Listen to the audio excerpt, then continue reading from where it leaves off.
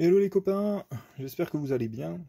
Nouvel épisode dans lequel je voulais vous faire un petit sketchbook tour parce que j'ai fini ce petit monsieur, hein, qui est très très beau, sur lequel j'ai eu du mal à démarrer parce que quand on s'attaque à un beau carnet de... Je sais pas si vous c'est ça, mais en tout cas moi c'est ça, quand on s'attaque à un beau carnet comme celui-ci, on n'a pas envie de faire du brin dedans.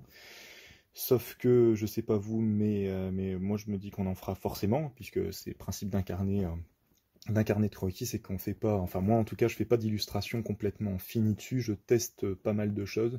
J'essaye de me limiter à une technique parce que c'est mon côté, comment on dit ça, un peu le peu de côté carré chez moi, c'est ce truc d'avoir un bel objet à la fin qui va être fait avec une seule et même technique.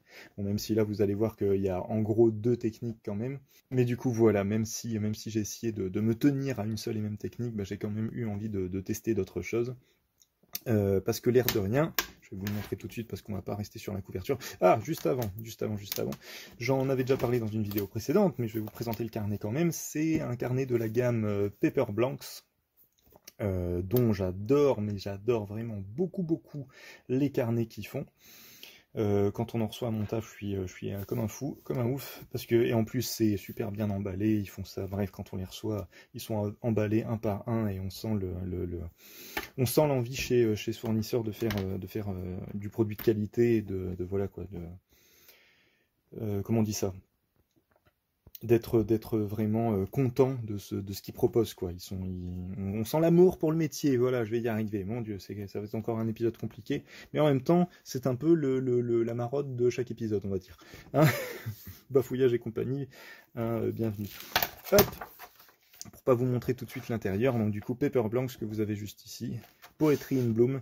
Je vais pas tout vous lire, hein. Si vous avez envie de regarder, je ferai une petite photo à la limite. Papier que j'aime beaucoup. Alors, je vous rassure, c'est la dernière page du carnet. Mes autres pages ne ressemblent pas à ça, mais j'ai pris pour habitude, et si vous ne l'avez pas fait, je vous encourage à le faire, ça peut être intéressant. Je prends la dernière page à chaque fois du carnet de croquis que j'entame, et je fais à peu près tous les tests que je peux dessus pour voir un petit peu comment la feuille réagit.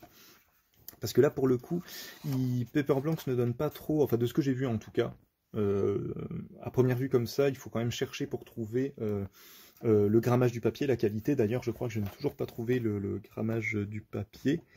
Non, c'est juste le format, le nombre de pages, mais on ne sait pas exactement qu'est-ce que c'est comme type de papier. C'est un papier verger déjà. Alors pour ceux qui ne savent pas, un papier verger, c'est un papier qui a une trame comment dire, en filigrane. Je ne sais pas si on va bien la voir.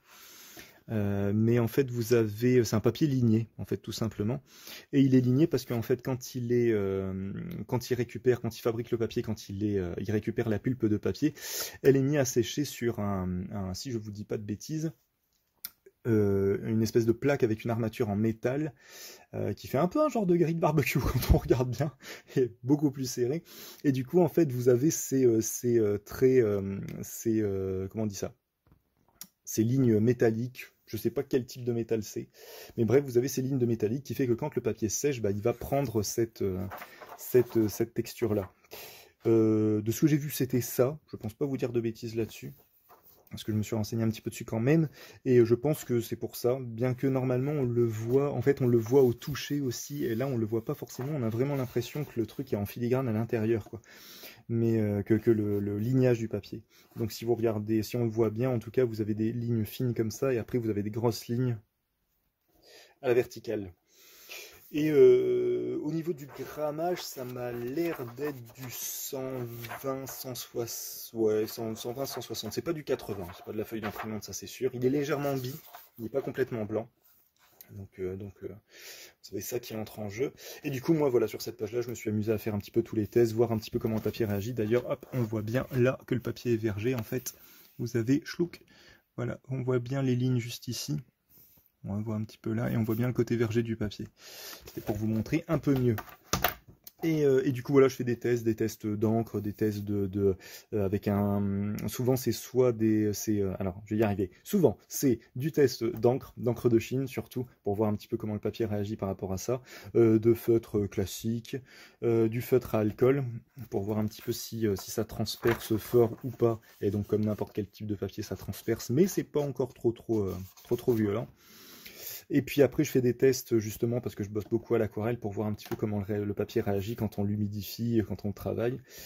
Et donc voilà, je fais pas mal de tests et on va tout de suite repasser à la première page parce qu'on va pas rester sur cette page moche pour parler du carnet.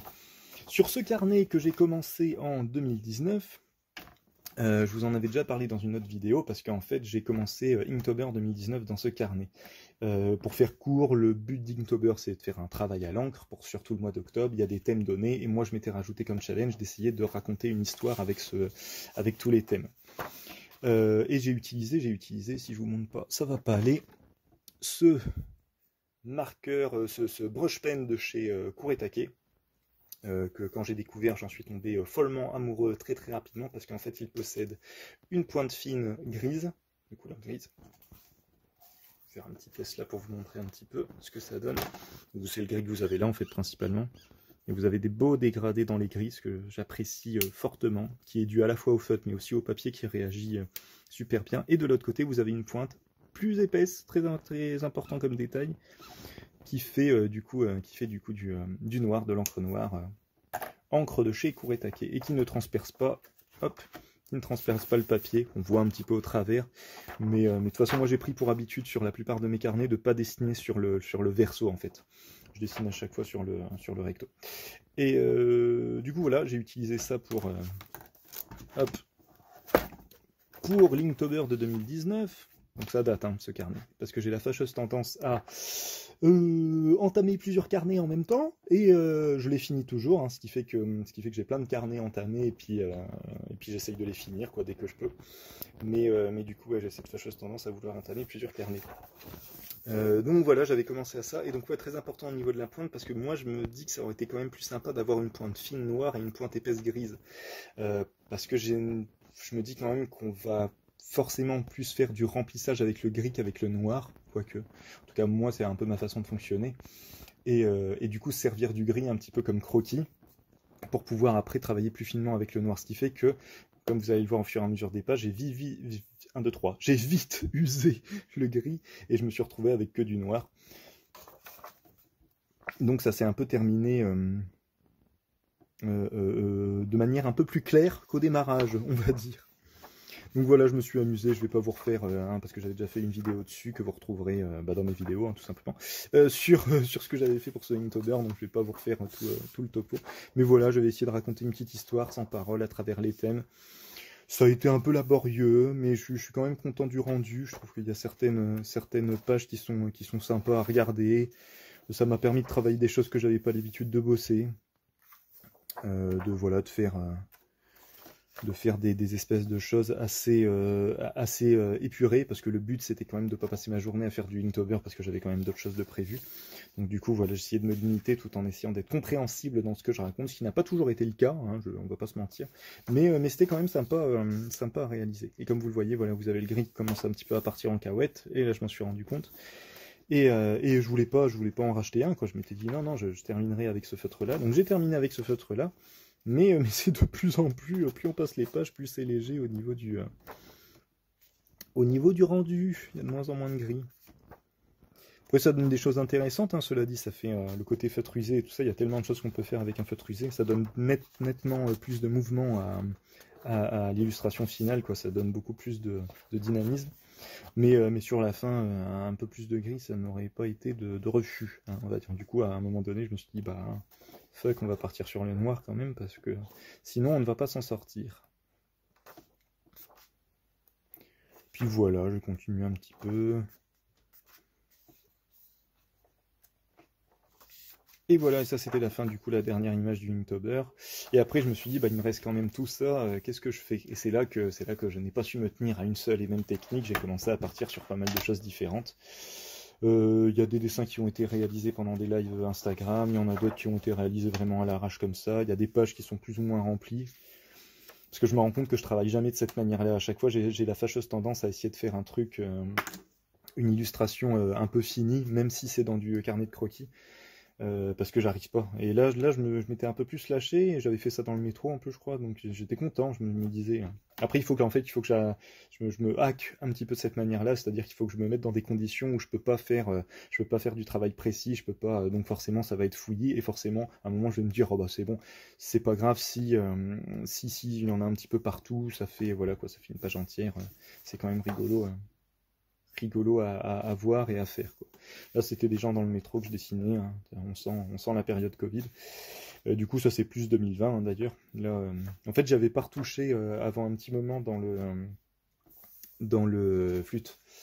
À partir du moment où j'ai terminé Inktober, j'ai mis du temps à revenir sur ce carnet, j'en avais entamé un autre, et puis j'ai eu d'autres projets entre temps, et j'ai mis du temps à m'y remettre, et quand je m'y suis remis, on était de nouveau en période Covid, donc du coup voilà. Ça, c'est une personne dans le métro, ça, vous imaginez bien que ce n'en est pas une.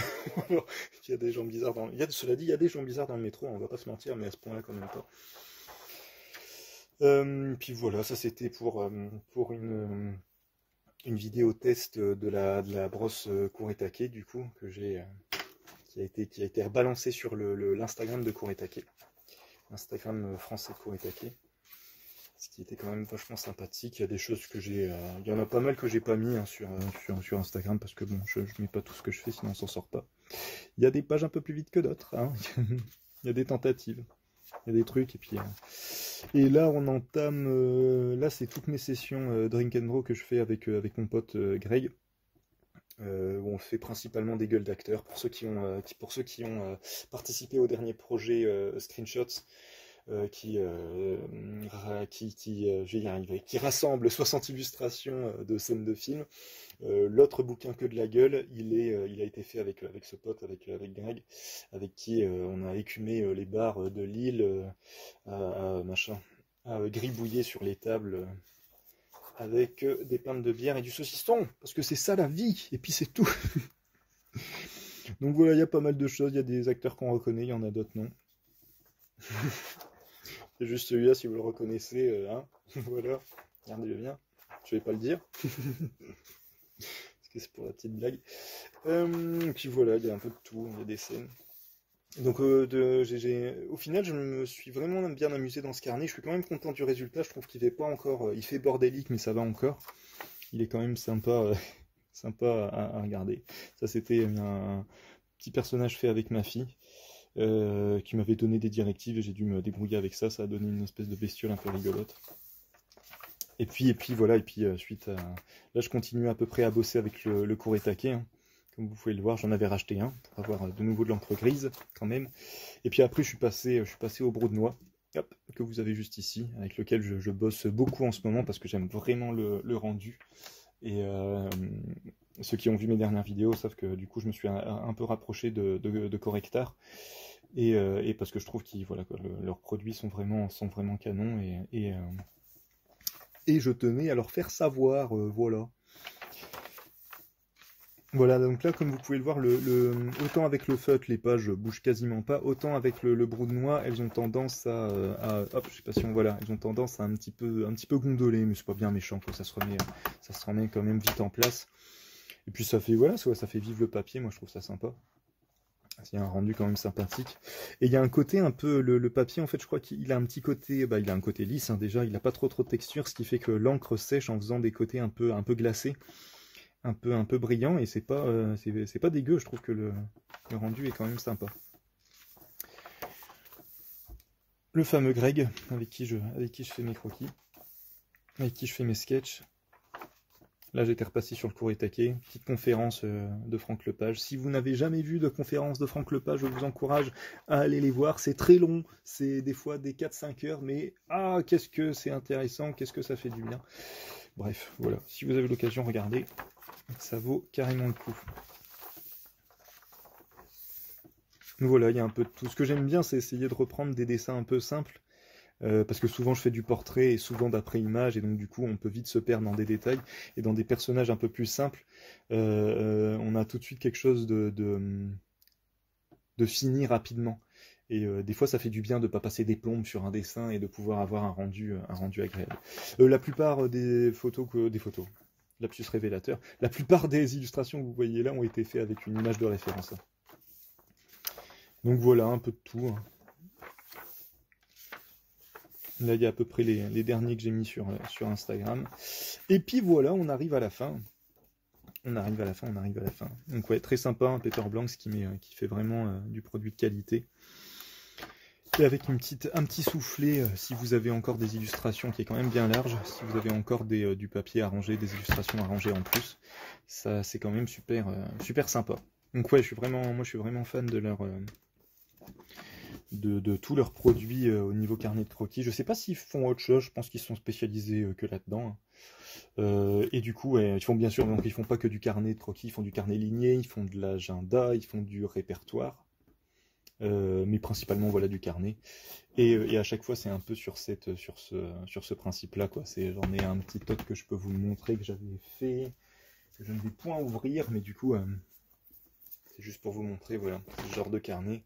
Et moi j'en suis extrêmement fan, je les trouve super beau quand c'est rangé dans une bibliothèque. Il y a un côté vieux grimoire qui est quand même super super sympa.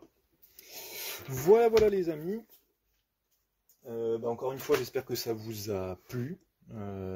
Vous avez vu, j'essaye de faire court, hein. On essaye de se calmer un petit peu, de faire des choses. Je vais arrêter parce que du coup ça prend du temps. Allez, voilà. Si vous avez, encore une fois, si vous avez des questions, tout ça, faut vraiment pas hésiter. Sur ce, je vous souhaite une bonne journée, une bonne soirée et je vous dis à bientôt. Salut, salut!